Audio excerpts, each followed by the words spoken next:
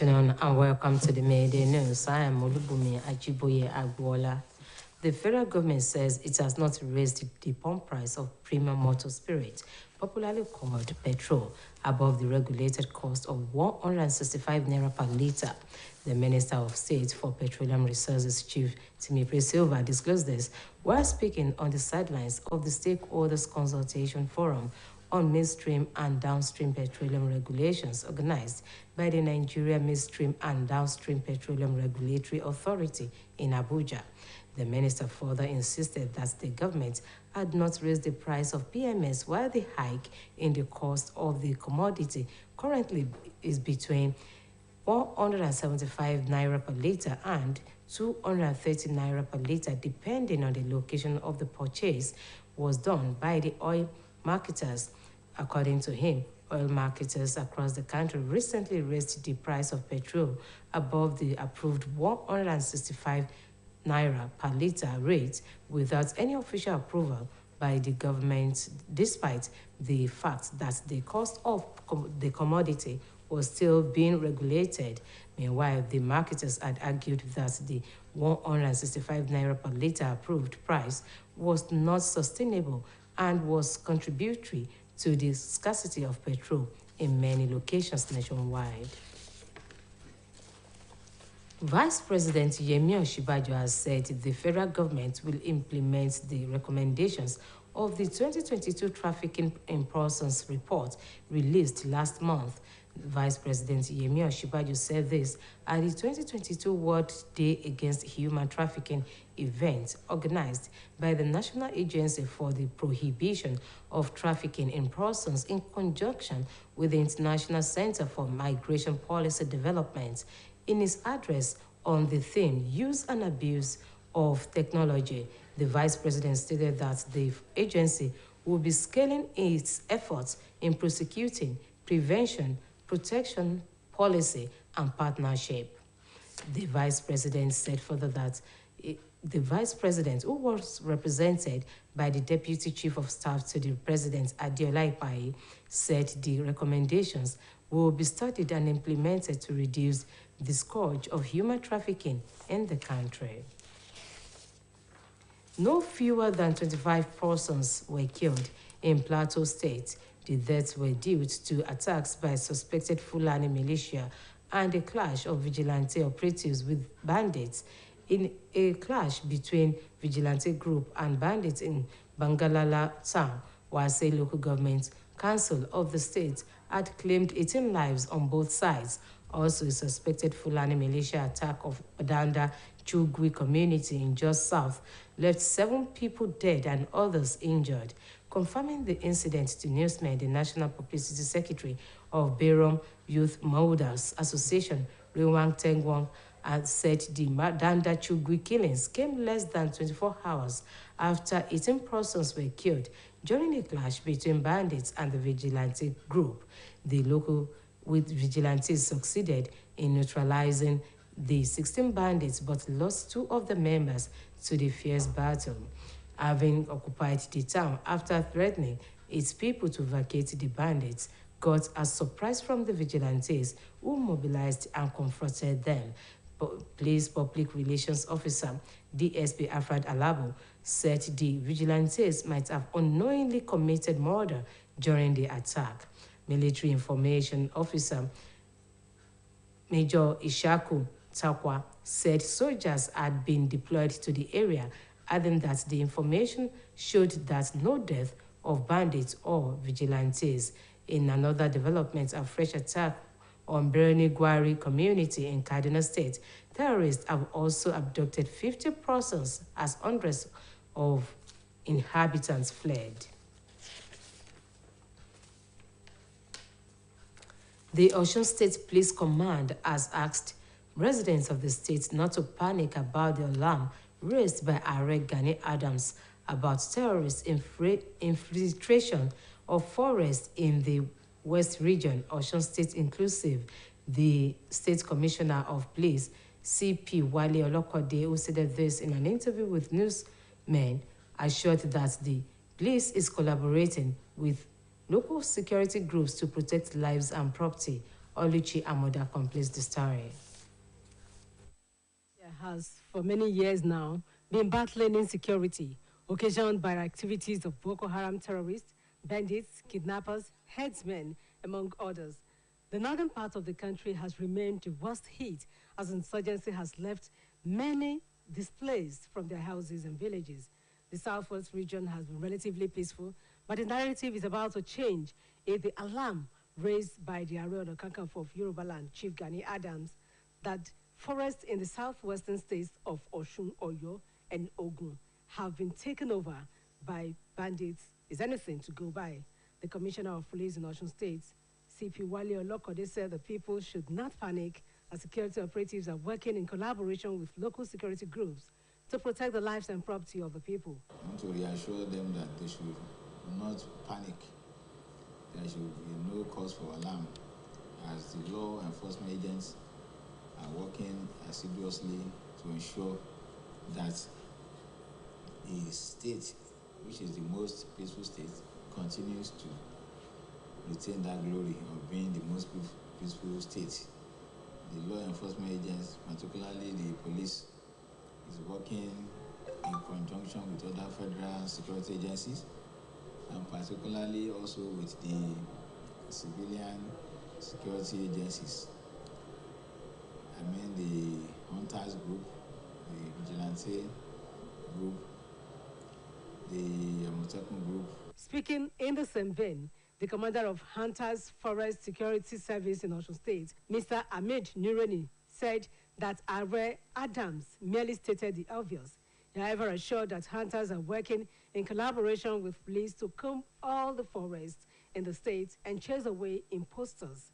He appreciated Governor Adegboyega Oyetola for providing the group with motorcycles and other necessary logistics needed to rid Osun forests of bandits, kidnappers, and other criminal elements. Needs anymore. We all know that these terrorists has occupied our forest.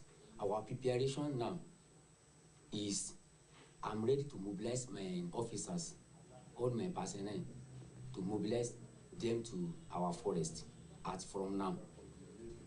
So this is the type of the preparation that we receive 62 motorcycles from our state government to assist us so that we can move to our forest to curb all the criminals in our forest, in our state. While speaking on the role of citizens in battling insecurity, the Osun CP sought the cooperation of all residents of the state, saying that security agencies cannot do it alone.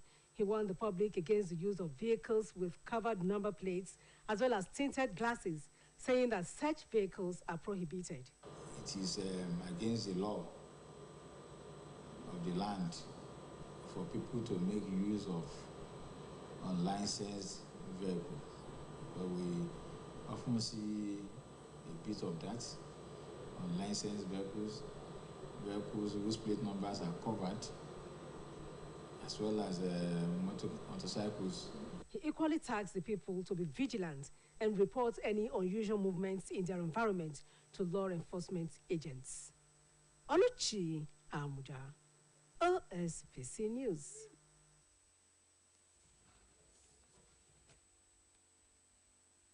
And moving on to sports. Nigeria's weightlifting contingent continued their medal chase at the ongoing 2022 Commonwealth Games as Islamiyat Yusuf clinched bronze in the women's 64 kg event to increase the country's haul to 2 gold and 2 bronze medals in Birmingham. Islamiyat Yusuf, who was earlier in pole to settle for silver, dropped down the pecking order after Australian Sarah Cochrane beat her to 100 kg lift in the snatch event at the National Exhibition Center. The event won by the Tokyo 2022 Olympic Games gold medalist Canadian Maud Charon, who lifted 130 kg in the clean and jerk to set a new Commonwealth Games record. Our second runner-up sports notwithstanding, Yusuf said she was satisfied with the color of her hard-earned medal. The 19-year-old said she has put behind a failure to lift the 97 kg in the snatch event, which cost her dear in the standing order in the women's 64 kg weightlifting event. Yusuf's bronze was Nigeria's 4th medal in Birmingham 2022 after both Adija Olarinoye and Rafiat Lawal claimed gold in their weightlifting event, as well as Edidong Umofia, who settled for bronze in her own weightlifting. While on the foreign scene, the U.S. has killed the leader of Al-Qaeda, Ayman al-Zawahiri, in a drone strike in Afghanistan. He was killed in a counter-terrorism operation carried out by the CIA in the Afghan capital of Kabul. According to President Biden, Zawahiri had carved a trail of murder and violence against American citizens since the United States delivered justice to bin Laden 11 years ago. Zawahiri has been a leader of Al-Qaeda. Biden went further to say that from hiding, he coordinated Al-Qaeda's branches all around the world, including setting priorities for providing operational guidance and calling for and inspired attacks against U.S. targets. Reports from officials has it that Zawahiri was on the balcony of a safe house when the drone fired 2 missiles at him, adding that other family members were present, but they were unharmed, and the only Zawahiri was killed in the attack.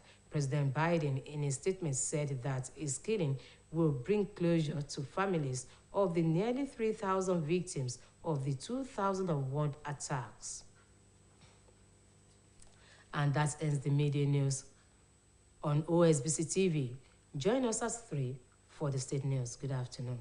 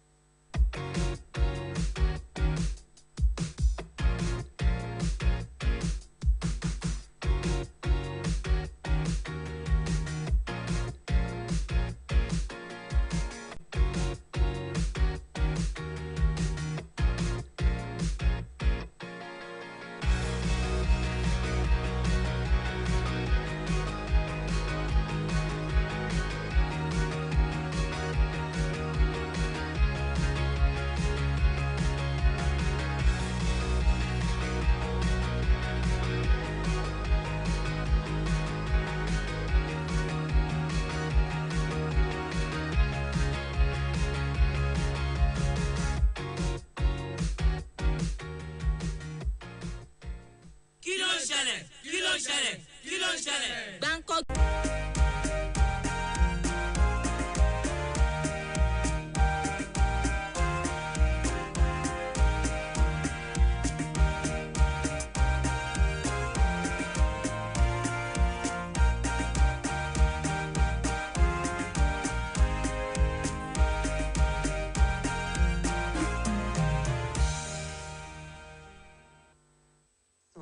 ìròyìn ọ̀jọ̀kànrí òun la mú wá fún yín ọ̀làwùmí ọ̀làníyì lórúkọ mi. ìjọba àpapọ̀ orílẹ̀-èdè nàìjíríà ti sọ lásọyàn pé òun ò ṣàfikún iye tí wọ́n ń ta epo pẹtiró nítorí náà náírà márùndínláàádọ́sàn yìí 165 náírà sì ní jálá epo kan. mínísítà kejì ìfọ̀rọ̀ epo rọ̀bì lórílẹ̀-èdè yìí olóyè Tim Priscilla ló sọ èyí di mímọ̀ níbi ètò kan tó wáyé láàrin àwọn lájọ-lájọ tọrọ epo pẹtiró kan èyí tí ẹ̀ka aláṣẹ tó wà fọ́rọ̀ ìpọ̀npọ̀ nílẹ̀ yìí gbé kalẹ̀ nílùú àbújá. mínísítà náà sọ di mímọ̀ pé ìjọba ò fìgbà kankan ṣàfikún iye tí wọ́n ń ta jálá epo pẹtiró yàtọ̀ sí ìròyìn tí ó gbòde kan pẹ̀lú àlàyé pé iye tí wọ́n ń ta epo pẹtiró ló wà láàrin náírà márùndínláàádọ́sàn sí òjìlénígba-ó-dín-mẹ́wàá náírà tó sì jẹ́ pé àwọn alágbàtà ló ń ṣe èyí tó wù wọ́n. àmọ́ ìjọba ti wá ṣàlàyé ìdí tí kò fi lè kàn ń pa iye tó pàṣẹ kí wọ́n máa ta jálá epo kan. gẹ́gẹ́ bó ṣe wí, gbogbo àwọn alágbàtà epo yíká orílẹ̀-èdè yìí ló ṣàfikún iye tí wọ́n ń ta epo kọjá iye tíjọba àpapọ̀ pa láṣẹ tí wọ́n sì lè yọ̀ ṣẹ̀yìn ọ̀kan ọ̀jọ̀kan ohun èlò ìfọpo tó ti gbówó lórí. ẹ̀wẹ̀ àwọn alágbàtà epo ti wá fèsì pé iye tí ìjọba ní kí wọ́n máa ta jálá epo pẹtiróòlù lè pé wọn, èyí ló sì mú kí iye tí wọ́n ń ta epo yíká ilẹ̀ yìí kó yàtọ̀ síra wọn. Igbákejì ààrẹ orílẹ̀-èdè Nàìjíríà ọ̀jọ̀gbọ́n Yẹmí Ọ̀ṣínbàjò ti sọ pé ìjọba àpapọ̀ yóò ṣàmúlò àbọ̀ àgbékalẹ̀ nípa fífi àwọn èèyàn ṣe fàyàwọ́ tọdún 2022 tí ìgbìmọ̀ náà gbé jáde lọ́jọ́ 19 oṣù tó kọjá. Ọ̀jọ̀gbọ́n Ọ̀ṣínbàjò sọ èyí di mímọ̀ níbi ètò tí wọ́n gbé kalẹ̀ láti fi ṣàmì àyájọ́ ìgbógun ti fífi àwọn èèyàn ṣe fàyàwọ́ lágbàáyé fún tọdún yìí, tí àjọ tó mójútó ìgbógun ti fífi àwọn èèyàn ṣe fàyàwọ́ pẹ̀lú ìfọwọ́sowọ́pọ̀ àjọ tó wà fọ́rọ̀ ìwọlé àti ìjáde àwọn èèyàn lágbàáyé gbé jáde. Nínú ọ̀rọ̀ rẹ̀ tó pé àkórí rẹ̀ ní lílò àti àsìkò ẹ̀rọ ayé òde òní, igbákejì ààrẹ ṣàlàyé pé àjọ náà yóò fi kún ìsapá rẹ̀ lórí fífi ìyà tó bá dógbìn jẹ gbogbo àwọn tí wọ́n bá lọ́wọ́ nínú ìṣesí bẹ́ẹ̀ àti ọ̀nà àti dènà rẹ̀ láwùjọ. Igbákejì ààrẹ ilẹ̀ yìí, ẹni tí igbákejì olórí òṣìṣẹ́ lọ́fíìsì ààrẹ Adéọlá Ifáyé ṣojú fún, sọ pé ìjọba àpapọ̀ yóò ṣe àgbéyẹ̀wò ààbọ̀ ìwádìí náà tí yóò sì ṣàmúlò rẹ̀ lọ́nà àti wá gbòdẹ́kun fún ìwà fífi àwọn èèyàn ṣe fàyàwọ́ lórílẹ̀-èdè Nàìjíríà. Ó kéré tán èèyàn 25 ló ti dágbére fáyé ní ìpínlẹ̀ Plateau látàrí ìkọlù tó wáyé láàrin àwọn kan tí wọ́n fura sí gẹ́gẹ́ bí Fúlàní darandaran àti ikọ̀ ojúlọ́lá kan fi ṣọ̀rí. Ìkọlù tó wáyé ọ̀hún ní Bangala níjọba ìbílẹ̀ Wase lèèyàn 18 tí gbẹ̀kúrú jẹ lọ́wọ́ ẹbọra láàrin àwọn méjèèjì. Bákan náà ni ìkọlù míì tún wáyé látọwọ́ ẹnìkan tí wọ́n fura sí gẹ́gẹ́ bí Fúlàní darandaran ní Dauda Nguwa lápá gúúsù Jos, tó sì rán èèyàn 7 lọ sọ́run àrèmábọ̀ nígbà táwọn míì sì farapa. Nígbà tó ń fìdí èyí múlẹ̀ fáwọn oníròyìn, akọ̀wé ètò ìpolongo fún àwọn ọ̀dọ́ Brimin Wang sọ pé ìpànìyàn tó wáyé ní Dauda wáyé ní nǹkan bíi wákàtí 24 lẹ́yìn téèyàn 18 dágbére fáyé nínú ìkọlù tó wáyé láàrin àwọn jàǹdùkú àti ikọ̀ Fúlàní darandaran tó wà ní Wase. Ikọ̀ ojúlọ́lá kan fi ṣọ̀rí gbẹ̀mí 16 nínú àwọn jàǹdùkú náà, àmọ́ tí 2 nínú àwọn ọmọ ikọ̀ fìjìláńtẹ́ náà pàdé ikú wọn lẹ́sẹ̀ ògbèjì. Iléeṣẹ́ ọlọ́pàá ìpínlẹ̀ Ọ̀ṣun ti rọ àwọn aráàlú láti má ṣe káyà sókè lórí bí Ààrẹ Ọ̀nà Kakanfò ilẹ̀ Yorùbá Ìbà Gani Adams ṣe ké gbàjarè pé àwọn onísùnmọ̀mí ti rápálá wọnú àwọn igbó tó wà lẹ́kùn ìwọ̀ oòrùn ilẹ̀ yìí. Ọ̀gá ọlọ́pàá nípínlẹ̀ Ọ̀ṣun Ọ̀gbẹ́ni Wálé Ọlọ́kọ̀dé ló pàrọwà yìí lásìkò tó ń bọ́ níròyìn iléeṣẹ́ OSBC Ọlúchi Àmùdá sọ̀rọ̀. Bẹ́ẹ̀ ló fi dá àwọn aráàlú lójú pé iléeṣẹ́ ọlọ́pàá ti bá àwọn ọdẹ ìbílẹ̀ fọwọ́sowọ́pọ̀ láti dáàbò bo ẹ̀mí àti dúkìá àwọn èèyàn ìpínlẹ̀ Ọ̀ṣun. Ẹ̀kúnrẹ́rẹ́ ìròyìn rèé látẹnu Olúwarántí Ọ̀jẹ̀wùmí. Díẹ̀ sẹ́yìn lórílẹ̀‐èdè ti ń dojúkọ ọ̀kan ìpèníjà nídìí ètò ààbò níbi tí àwọn ikọ̀ Boko Haram, àwọn oníjàgídíjàgan, àwọn ajínigbé, àwọn ọmọ gànfẹ́ àtàwọn darandaran tí ń pitú ọwọ́ wọn. Apá àríwá orílẹ̀‐èdè yìí lè ètò ààbò yìí ti mẹ́ẹ̀ jùlọ, tó mú kí ọ̀pọ̀ sá kúrò ní ilé wọn tí wọ́n sì júbà ìhòòrò lọ síbòmíì. Lẹ́kùn ìwọ̀ oòrùn gúúsù ilẹ̀ yìí àlàáfíà ti ń jọba, ṣùgbọ́n tó dàbí ẹni pé omi ti fẹ́ tẹ̀yìn wọ̀gbìn lẹ́nu nítorí bí Ààrẹ Ọ̀nà Kakanfò tilẹ̀ Yorùbá Olóyè Gani Adams ṣe ké gbàjarè pé àwọn olubi ẹ̀dá náà ti wà láwọn igbó ọba lẹ́kùn ìwọ̀ oòrùn ilẹ̀ yìí níbi tó ti mẹ́nuba ìpínlẹ̀ Ọ̀ṣun, Ọ̀yọ́ àti Ògùn. Ọ̀gá àgbà àwọn ọlọ́pàá nípínlẹ̀ Ọ̀ṣun Ọ̀gbẹ́ni Wálé Ọlọ́kọ̀dé sọ pé káwọn èèyàn kán má ṣe gbọ́kàn sókè rárá nítorí àwọn ikọ̀ aláàbò ń ṣiṣẹ́ tọ̀sán-tòru pẹ̀lú àwọn ikọ̀ aláàbò lábẹ́lé láti dáàbò bo ẹ̀mí àti dúkìá àwọn èèyàn ìpínlẹ̀ yìí. Kí àwọn èèyàn wá kọ́ máa mi kàn nítorí àwọn àtàjẹ ọlọ́pàá ti ìpínlẹ̀ Ọ̀ṣun à ń ṣiṣẹ́ pọ̀ pẹ̀lú àwọn èèyàn wa ní ìjọba àpapọ̀, àwọn FDSS, àwọn civil defence, àwọn army, gbogbo làjọ ń ṣiṣẹ́ pọ̀, làjọ ń ṣe ìpàdé lóòrèkóòrè, pàápàá àti àwọn tá a pè ní local security agencies, àwọn onídàbò ìbílẹ̀, àwọn àgbẹ̀kọ̀yà, ọmọdé àgbẹ̀kọ̀yà, àwọn ọdẹ àpè ní hunters group, àwọn vigilante ojúlọ́lá kan bíṣọ́rí àtàwọn àmọ̀tẹ́kùn, gbogbo wọn pátápátá là ń ṣiṣẹ́ pọ̀ pẹ̀lú. nínú ọ̀rọ̀ tiẹ̀ ọ̀gbẹ́ni Ahmed Nureni tí í ṣe olórí àwọn ọdẹ nípínlẹ̀ Ọ̀ṣun ó fi dá àwọn èèyàn lójú pé àwọn ọdẹ nípínlẹ̀ yìí ti ń ṣiṣẹ́ pẹ̀lú iléeṣẹ́ ọlọ́pàá láti rí dájú pé àwọn wọ gbogbo igbó ọba àti igbó tó wà nípínlẹ̀ yìí láti lé àwọn amòòkùnṣìkà ọ̀hún kúrò. Ó dúpẹ́ lọ́wọ́ gómìnà Adégbóyèga Oyètọ́lá fún bó ṣe fún àwọn ẹgbẹ́ ọdẹ ní alùpùpù àti àwọn ohun míì tí wọn yóò fi ṣiṣẹ́ wọn láti rí dájú pé wọ́n wọ gbogbo àwọn igbó náà láti lé àwọn olubi ẹ̀dá náà àwọn ajínigbé àtàwọn tó ń wọ ọ̀daràn kúrò. wá ti bẹ́lẹ̀ kò bẹ́ ṣiṣẹ́ so gbogbo pátá náà bá lè ṣe tó rà ń ṣiṣẹ́ pọ̀ pẹ̀lú iléeṣẹ́ agbófinró táwa bá ti ní information kan a ti tètè pè wọ́n torí àjọṣepọ̀ tó dán mọ́rán ó wà láàrin àwa àti àwọn elétò ààbò yòókù so eléyìí ní gbáradì táwa náà ti gbáradì sílẹ̀ báyìí ọ́fíìsì la sùn torí inú igbó la wà bá a ṣe ń dé ọ́fíìsì padà tí àwọn èèyàn jábọ̀ gbogbo àwọn nǹkan tí wọ́n rí fún mi ilé ẹ bá mi báyìí èmi náà dẹ̀ ti lọ sí ọ̀dọ̀ ọ̀gá ọlọ́pàá kò ti lọ jábọ̀ fún wọn. nínú ọ̀rọ̀ tiẹ̀ lórí ipa tí àwọn èèyàn ní láti kó lórí ètò ààbò ọ̀gá àgbà àwọn ọlọ́pàá nípínlẹ̀ Ọ̀ṣun béèrè fún ìfọwọ́sowọ́pọ̀ àti àtìlẹ́yìn àwọn olùgbé àtàwọn ọmọ bíbí ìpínlẹ̀ yìí tó ní igígun ò lè dágbó ṣe iléeṣẹ́ ọlọ́pàá àtàwọn ikọ̀ aláàbò kò lè dá ṣe káwọn aráàlú kún wọn lọ́wọ́. káwọn náà kọ́ máa sùn lọ dáradára kọ́ máa bá ojú wo àwọn tó bá ti rí àwọn tí ó jẹ́ ẹni ìfurasí tó bá ti rí wọn kọ́ yá tètè já pé àwọn olùdáàbòbò tó wà lágbègbè kọ́ yá tètè pé wọ́n ká tètè lọ wò bóyá àwọn eléyìí wọ́n ní èrò tó dáa àbí wọ́n ní èrò tó dáa lórí àti ń rí àwọn tó ń wa mọ́tò káàkiri tí wọ́n gba nọ́mbà sí mọ́tò wọn àwọn tó ń gọ̀kadà láì gba nọ́mbà sí àwọn tó ń wa mọ́tò tó yẹ pé àti ẹ̀ níra àwọn tó wà nínú gbogbo apọ̀n dúdú lọ rẹ́rẹ́ táà ní àtàwọn míì tó ń gba nọ́mbà tó ń bò tó ń fi ọ̀rá bò kí wọ́n má ṣe irú nǹkan bẹ́ẹ̀ yẹn. Olúwarántí Ọ̀jẹ̀wùmí fún iléeṣẹ́ OSBC. wáyé iléeṣẹ́ ọlọ́pàá lórílẹ̀‐èdè yìí ti ń gbé ìgbésẹ̀ láti pinwọ́ gbogbo ìkọlù táwọn onísùnmọ̀mí lè fẹ́ ṣe ṣàpàgùsù orílẹ̀‐èdè yìí nítorí bó ṣe ti dé sí gbẹ̀wọ̀n pé ikọ̀ Boko Haram àti ASOB ti wà wọ àwọn agbègbè kan lẹ́kùn gúúsù ilẹ̀ Nàìjíríà. ọ̀gá ọlọ́pàá ìpínlẹ̀ Èkó ti wá ṣèpàdé pọ̀ pẹ̀lú àwọn ikọ̀ aláàbò lóríṣiríṣi tó fi mọ́ ikọ̀ ààbò ara ẹni làbòlú àtàwọn ikọ̀ míì tó sì ṣèkìlọ̀ fáwọn èèyàn orílẹ̀‐èdè Nàìjíríà láti má gba àwọn olubi ẹ̀dá náà mọ́ra láti lè tako àwọn onísùnmọ̀mí ọ̀hún.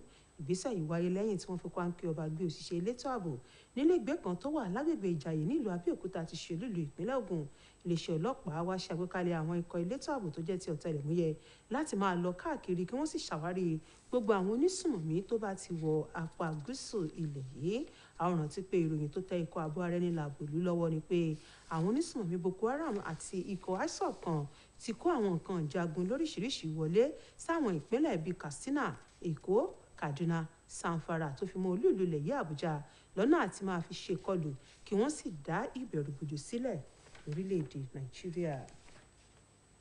lórí ìròyìn eré ìdárayá ikọ̀ eléré ìdárayá orílẹ̀‐èdè yìí tó ń gbé wọn níbi ìdíje Commonwealth tọdún yìí tó ń lọ lọ́wọ́ ní Birmingham ti ṣe dáadáa gẹ́gẹ́ bí Islamiyat Yusuf ṣe tún gba àmì bàbà lágbọ́n tàwọn obìnrin nínú ìdíje ọ̀hún tẹ́yì sì mú kórílẹ̀‐èdè Nàìjíríà ní àkọsílẹ̀ àmì góòlù 2 àti àmì bàbà 2 níbi ìdíje yìí. ṣáájú ní Islamiyat ti jà fún àmì fàdákà àmọ́ tó pàdánù àmì ọ̀hún sọ́wọ́ Sarah Curran tó jẹ́ ọmọ orílẹ̀‐èdè Australia lẹ́yìn tó fàgbà hàn. Moadine Chiron tó jẹ́ ọmọ orílẹ̀‐èdè Canada ló gbégbá orókè lábala ìwọ̀n gbígbé tó jẹ́ ti àwọn obìnrin. ṣáájú ni Chiron ti gbégbá orókè nínú ìdíje Olympic tó wáyé lọ́dún 2020. Yusuf ló gba àmì bàbà fórílẹ̀‐èdè yìí tẹ́yì sì mú kí àpapọ̀ àmì torílẹ̀‐èdè yìí ti gbà níbi ìdíje náà jẹ́ 4 lẹ́yìn tí Adijat Ọlárìnyòye, Rafiat Lawal àti Edion Omafa ti gba àmì ẹ̀yẹ fórílẹ̀‐èdè Nàìjíríà. nílẹ̀ òkèèrè àdó olóró tí ikọ̀ ológun ilẹ̀ Amẹ́ríkà jù látòjú òfurufú ní Afghanistan ti dẹ́mi adarí ikọ̀ Al-Qaeda Alman al-Zawahiri légbodò. ọ̀gbẹ́ni Alman al-Zawahiri ni wọ́n kọlù lásìkò tí ikọ̀ onísùnmọ̀mí rẹ̀ lọ pitú ọwọ́ wọn ní Kabul ti ṣe olú ìlú ilẹ̀ Afghanistan. gẹ́gẹ́ bí ààrẹ ilẹ̀ Amẹ́ríkà ọ̀gbẹ́ni Joe Biden ṣe wí, Zawahiri ló ti ń ṣe ọ̀kan ọ̀jọ̀kan ìkọlù sáwọn èèyàn Amẹ́ríkà tó sì ti dá ọ̀pọ̀ ẹ̀mí légbodò. Láti ìgbà yìí ní ilẹ̀ Amẹ́ríkà látìgbà tí ilẹ̀ Amẹ́ríkà ti ṣe ìdájọ́ Bin Laden ní ọdún 11 sẹ́yìn ní Zawahiri ti bọ́ sípò adarí ikọ̀ Al-Qaeda. Ààrẹ Biden ti fi kún ọ̀rọ̀ rẹ̀ pé gbogbo ẹ̀ka tí ikọ̀ Al-Qaeda ń darí káàkiri àgbáyé ní pàtàkì àwọn ibi tó ń lò gẹ́gẹ́ bí irinṣẹ́ láti dojú ìjà kọ ilẹ̀ Amẹ́ríkà làwọn ti kẹ́fìn.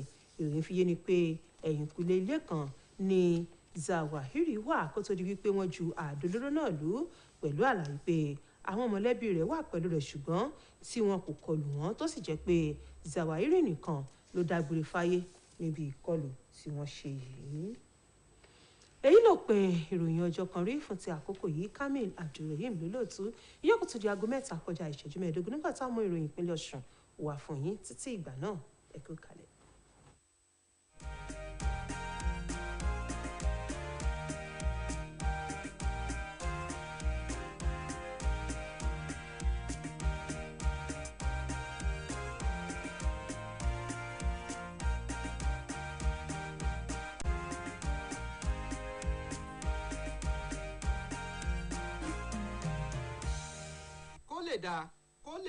kó lè dáa àgbélédé ọmọdé ẹ̀yà wá ṣeré agbádùndé ọmọdé àgbààgbà ẹ̀yà wá jadùn àgbétòdé gbogbo ènìyàn ẹ̀yà wá fetígbéyàwó ọ̀rọ̀ ṣebí igbá tó tó gba ló ń ṣe báàlì àgbọn mi kọ̀ǹkọ̀ tó tó kọ̀ǹkọ̀ ló ń ṣe báàlì odò bẹ́ẹ̀ ni ètò tó tètò ní jẹ́ ọba ètò. Bàbá ń sọ̀rọ̀ nípa ètò lórí tẹlifíṣàn ìpínlẹ̀ Ọ̀ṣun.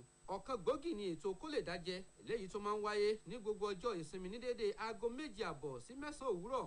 Ẹ kúkú mọ̀ pé àfin ò ní wọjà kí gbojú ọmọ mọ̀. Ètò Kó lè dá lètò tó ń taná wo ohun tó ń ṣẹlẹ̀ láwùjọ wa bí ọ̀rọ̀ òṣèlú, ètò ẹ̀kọ́, ọ̀rọ̀ ìlera